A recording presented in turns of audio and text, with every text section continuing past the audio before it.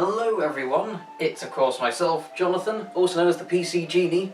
Today we're going to be talking about some advice, well, of course for anyone who's a bit new to doing things like historical European martial arts or even other types of weapon disciplines as well. So generally, I find when people are new, they tend to fall into two categories. For the sake of simplification, I'll call them the kamikazes and the pariahs. So firstly, you've got people who are sort of the pariahs. They're people like I used to be when I first started. Someone's there, they say, right, let's spar, so they're going to be doing their, little defences, and maybe they're doing okay, someone's swinging out and trying different things, and they're sort of dodging about quite nicely, doing a few parries, putting the sword away. Good. But the problem is, they're not making a threat to the opponent. And I've seen this too many times, and I've said, it's actually almost magical, really, when I'm sparring against them. I'm sort of there thinking, okay, this person isn't actually fighting back. This is going to be a decisive victory for me, and they need to learn to, pose a threat, maybe give point, or so even just little cuts at areas like the hands that are really easy, or down at the legs.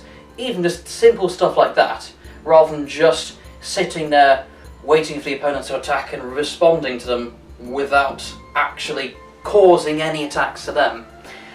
So, I've pointed out to them, go on, actually try to hit me, and then lo and behold, when they actually start, sudden extreme difference.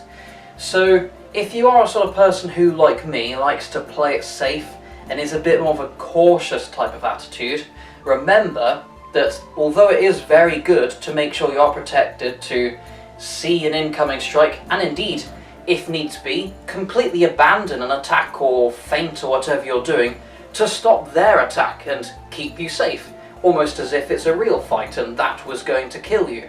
That's good, but at the same time, you should make sure that you are presenting some kind of threat yourself. Again, even if you're doing just little jabs and simple cuts and things that aren't really extreme, you're not trying to cleave the person in twain, but just enough to make sure that you are defending yourself with both defense in the parrying sense and offense in terms of actual attacks. Believe me, it makes an extreme difference to your performance. So then, of course, naturally, we end up at the opposite end of the spectrum. We have, let's call them the kamikazes. So these people are pretty much the exact antithesis of this.